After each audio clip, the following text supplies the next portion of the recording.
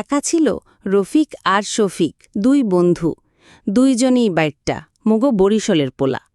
তো একদিন রাইত কইরা শফিক কয় রফিক রে, ওই রফিক হুনসুনি, মগো গাঁয়ে নতুন যে পোলাডায় বাড়ি বানাইছে হেইহানে নাকি ভূত আছে।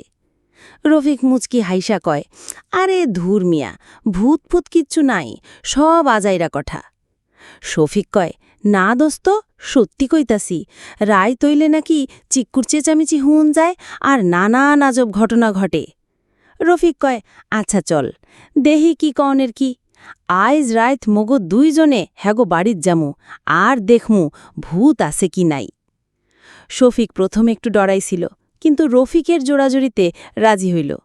রাইট বাড়লে দুই বন্ধু চুরি কইলে গেল নতুন বাড়িটার দিকে। বাড়ির উঠানে ঝুঁকতেই কেমন জানি ঠান্ডা বাতাস আইল। রফিক কয়, কিরে শফিক, কিছু দেহসনি? শফিক ফিসফিস কইরা কয়, কই না তো, তবে কেমন জানি গা ছমছম করতাছে। এমন সময় বাড়ির ভিতর থাইকা ক্যাচ ক্যাচ কইরা একটা আওয়াজ আইল। দুইজনেই থাইমা গেল। রফিক শফিকের দিকে চাইয়া কয়, হুনছসনি, আওয়াজটা কিসের? শফিক কাঁপা কাঁপা গলায় কয়, ভূতের পাড়া গো, অহন কি করন যায়? তখনই একখান বিকট শব্দ কইলা ঘরের দরজা খুইলা গেল। ভিতরে কি সব আবছা দেয়া যায়। শফিক তো ভয়ে রফিকের হাত খামছায়া ধরল। রফিক সাহস কইরা আস্তে আস্তে আগাইল দরজার দিকে। শফিক তার পিছন পিছন ডরাইতে ডরাইতে যাইতেছিল।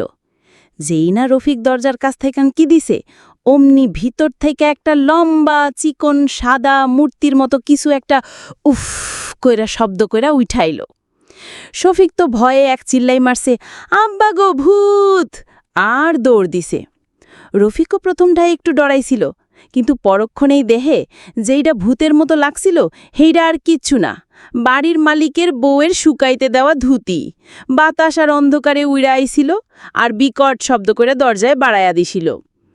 রফিক শফিকরে দৌড়াইতে দেখা কইল, ওই শফিক, আরে থাম, ভূত না রে, ভূত না, বাড়ির মালিকের বউয়ের ধুতি।